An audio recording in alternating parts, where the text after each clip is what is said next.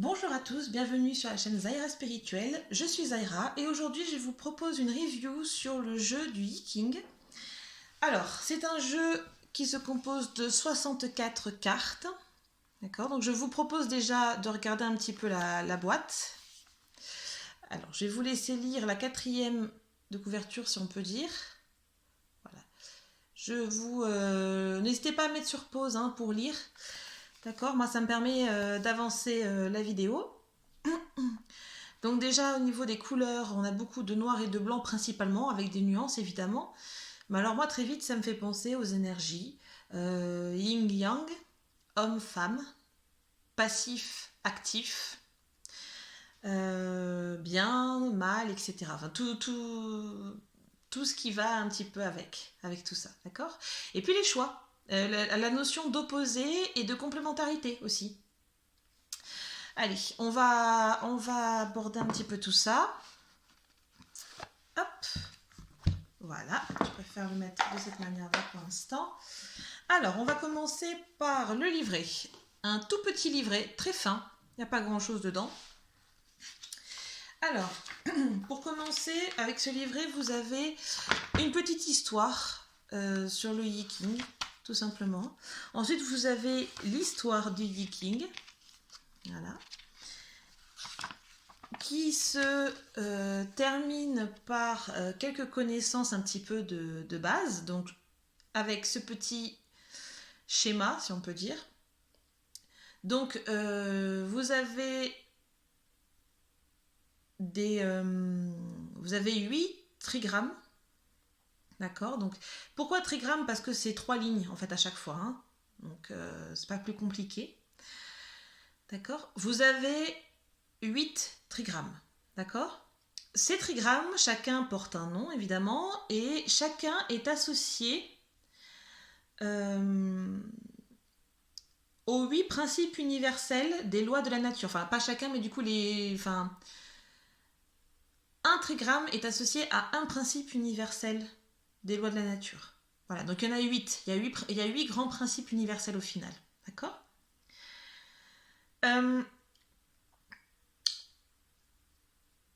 Donc, ce qu'il faut savoir, c'est que lorsque vous allez créer un hexagramme, ce sera 2 trigrammes. D'accord. Donc, 2 de ces symboles que vous avez sous les yeux formera un hexagramme, donc 6 lignes. D'accord. Donc, j'espère que ça déjà c'est un petit peu clair. Parce que au début c'est pas évident, faut pouvoir un petit peu suivre là-dessus. Une fois que ça c'est clair, on vous donne ici comment utiliser les cartes du Yi-King, évidemment. Donc on vous explique la technique et vous atterrissez sur ce tableau-là. Donc attendez, je vais le mettre là. Voilà. Et vous avez en dessous les pièces. Donc moi j'ai gardé le carton d'origine. Voilà. Hop. Donc, vous voyez, en fait, ce sont 8 trigrammes. 3 lignes trigrammes, d'accord. Donc, quand vous allez former un hexagramme, d'accord, ce sera 2 trigrammes. Il faut commencer toujours par le trigramme inférieur. Après seulement le trigramme supérieur. Et lorsque vous allez former, vous allez vous référer à ce tableau-là. Vous voyez, trigramme inférieur, trigramme supérieur. D'accord. Et vous allez pouvoir constituer votre hexagramme qui vous conduira vers une carte. Alors, on va faire un essai, d'accord. Mais juste avant, je vais vous préciser quelques petites choses. Alors, ce jeu-là, il est assez particulier parce que c'est un jeu de transformation intérieure. On pourrait tout à fait l'utiliser tel quel. Se dire après tout, bah voilà, je fais mon tirage et puis voilà, on verra. Sauf que ça ne se passe pas comme ça, enfin pas avec ce jeu-là. Il faut vraiment comprendre à quoi ça sert. Voilà. Et c'est vraiment un outil de développement personnel assez puissant, même très puissant, parce qu'il se base sur le livre des changements. C'est un jeu qui se base aussi sur l'aspect que, oui, bah, il y a des changements et que nous, on change en tant qu'humains et que, voilà, on ne peut pas forcément tout savoir à l'avance et qu'il faut pouvoir accompagner le changement. Voilà. Alors, avec ça, je vais en fait compléter avec ce livre-là que vous avez vu dans la review précédente, hein, le petit livre pour choisir de Psychologie Magazine, qui était dans le coffret, les petits livres pour s'épanouir, les petits livrets pour s'épanouir. Attendez, je vais le chercher. Voilà, qui était dans ce coffret-là, d'accord? Le petit coffret pour s'épanouir. C'était la review précédente. Donc ce petit livret, il en fait partie et dans ce petit livret, il vous parle justement de l'oracle du Yi-King. Voilà. Et donc forcément, j'ai choisi de m'en servir pour compléter cette review sur le Yi-King. Voilà. Parce qu'il y a quand même beaucoup de choses à connaître et c'est pas évident du tout. Voilà, donc on est sur les énergies de yin, de yang, un équilibre complémentaire. Hein, voyez. Donc là, évidemment, dans le livre, il vous réexplique ce que je viens de vous expliquer, comment est-ce qu'on construit un hexagramme, etc. Alors, très intéressant.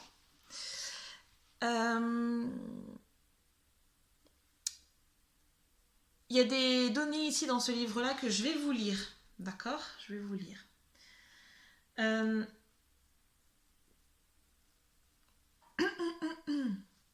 Pardon. Je vais vous lire certains passages parce que je les trouve extrêmement justes. D'accord? Alors, je vais vous lire certains passages du bouquin, là, d'accord? Lorsque l'on parle de divination, cela remet en question le libre arbitre.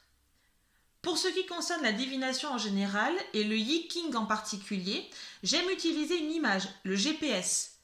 Petite note personnelle, c'est aussi ma façon de faire avec ma voyance. C'est ma façon de procéder, le coup du GPS. Ok ? Lorsque dans votre voiture vous allumez votre GPS et que vous lui donnez une destination, il vous indique immédiatement le meilleur itinéraire pour vous y rendre. Mais personne ne vous oblige à suivre les indications de l'appareil. Vous pouvez préférer ne pas prendre l'autoroute pour emprunter des chemins de traverse plus sympathiques.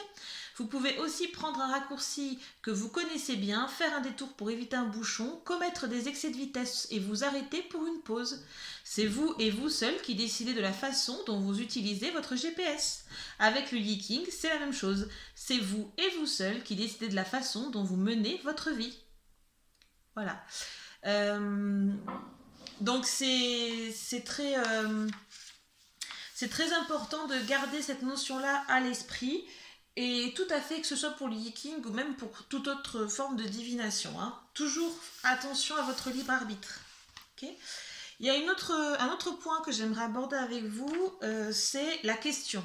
D'accord ? Alors ça, c'est très très important. C'est prendre le temps de bien formuler la question.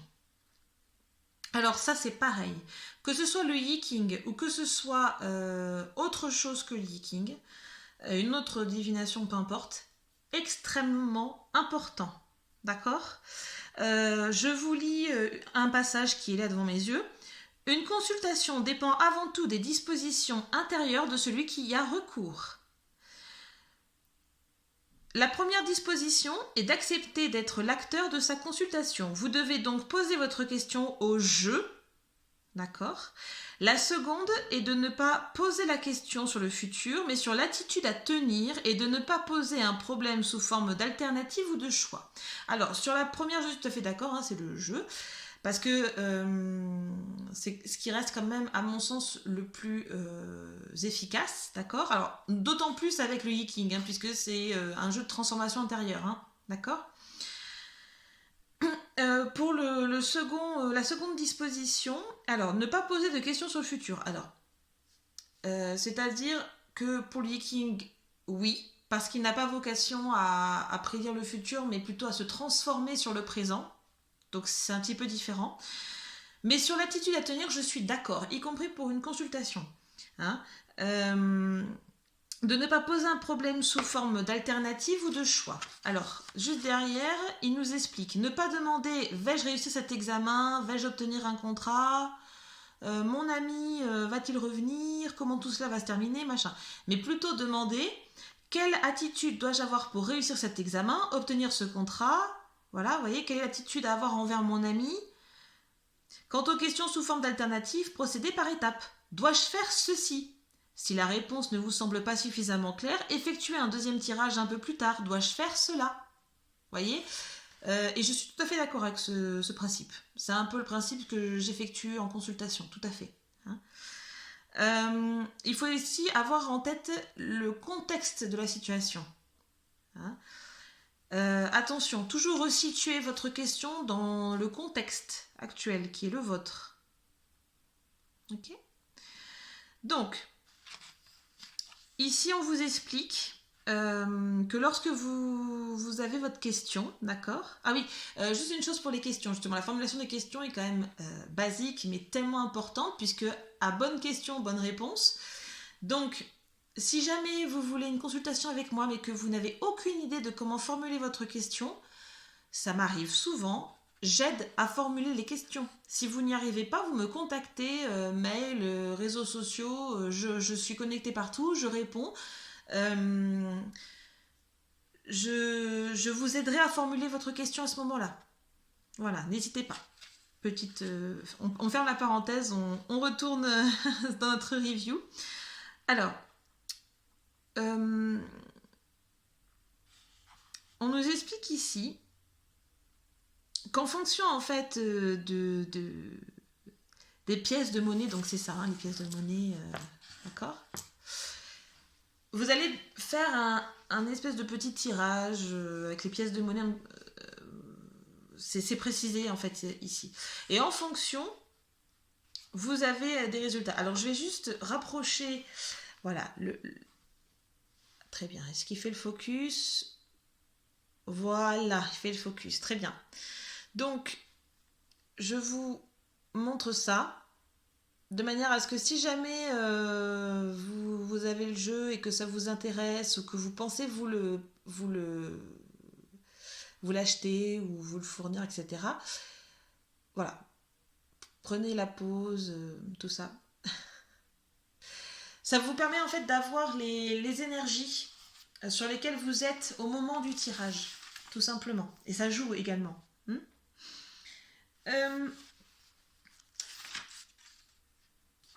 Donc vous avez en fait des petites, pareil, des petits tirages qui sont dans le livre. Et ensuite vous atterrissez sur le tableau qui est sensiblement le même que celui-ci. Sauf qu'ici les chiffres ne sont pas dans l'ordre. D'accord? Voilà. Mais c'est les mêmes tableaux. Alors. Ce que j'aimerais pouvoir faire, c'est vous montrer un petit peu les cartes. On revient là-dessus.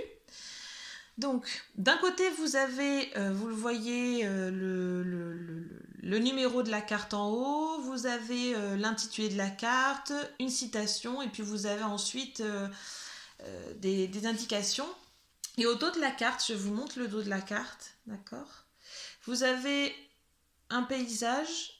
Vraiment, c'est vraiment très onirique. Hein. Avec, vous voyez ici, l'hexagramme correspondant. D'accord? 2 fois 3 lignes. Okay. Et il est à noter que chaque dos, je vais vous retourner, donc c'est un jeu de 64 cartes, hein, chaque dos est différent. Je vous en montre quelques-uns. Regardez comme c'est beau. C'est vraiment des paysages qui trouvent écho, mais de manière propre à chacun. Hein. Je vous en montre quelques-uns. À chaque fois, vous retrouvez l'hexagramme, d'accord, correspondant.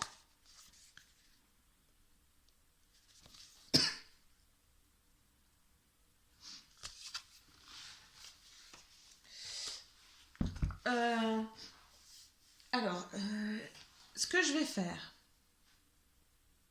c'est que je vais faire un petit tirage, juste à titre expérimental, pour vous montrer un petit peu l'idée, d'accord? Par exemple, voilà, je prends mes petites pièces ici, je les remue, face cachée évidemment c'est mieux. Quelle conduite dois-je avoir pour aider au mieux ceux qui en ont besoin? D'accord? Donc, trigramme inférieur. Hop. Voilà. Donc, je me réfère donc, au livret. On va se tenir sur le livret du coup hein, pour pouvoir y voir clair. Donc, trigramme inférieur. Donc, je vois que c'est celui-ci. D'accord? Donc pareil, toujours concentré sur ma question. Quelle conduite dois-je tenir pour pouvoir guider au mieux les gens qui en ont besoin? Trigramme supérieur. Donc trigramme supérieur. On est sur celui-ci, d'accord? On croise. Ici, c'est la 64e, c'est la dernière carte qu'on me demande d'aller prendre. Et là, je n'ai plus qu'à aller, donc le jeu est dans l'ordre, ça tombe bien. Voilà. Et je n'ai plus qu'à aller prendre la carte, d'accord? Donc je vous montre d'abord le dos. Voilà. Donc là on me dit, vous voyez, si je dois commencer par décrire, voilà, vous voyez mes ressentis, c'est malgré les nuages, malgré les obstacles, les critiques négatives, malgré tout ça, je dois continuer à faire ce qui me plaît, à utiliser les petits, vous voyez, les petits cailloux, là, les petits rochers qui sont dans l'eau, pour trouver ma voie, trouver mon chemin, toujours dans la paix et l'harmonie, en faisant ce que j'aime le plus possible. Et de cette manière-là, peut-être que je pourrais réellement aider ceux qui en ont besoin, vous voyez. Si je retourne ensuite, voilà, je vous montre la carte, la 64, la voie de l'accomplissement. Continuez à vous améliorer et à faire le bien autour de vous. Voilà, donc ça c'est ma carte. Vous voyez, suite à la question que j'ai posée.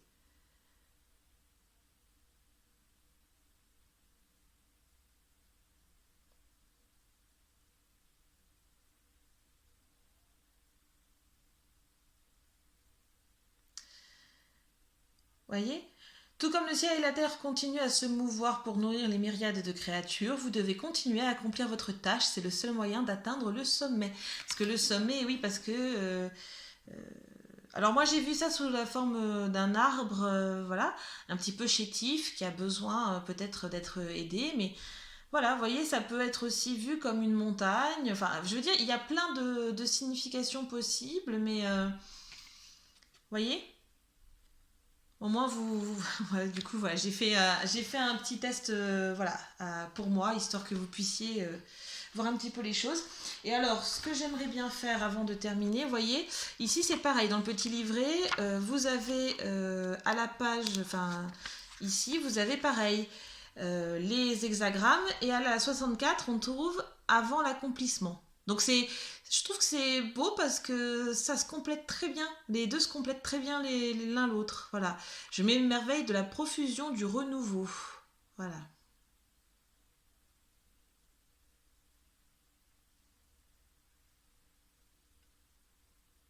Voilà. Et là, vous avez l'attitude à adopter. Voilà.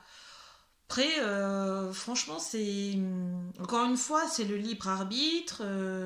Voilà. Je peux choisir, en effet, de croire ce qui est dit, tout comme je peux choisir de ne pas y croire. Voilà. Après, il faut aussi être prêt, comme pour tout, à entendre ce que les cartes vous disent. Hein? Voilà, bah écoutez, je suis ravie de vous avoir fait cette review, j'espère qu'elle vous a plu. N'hésitez pas à me contacter si vous avez la moindre question. Et puis, j'ai hâte de vous retrouver pour une nouvelle vidéo.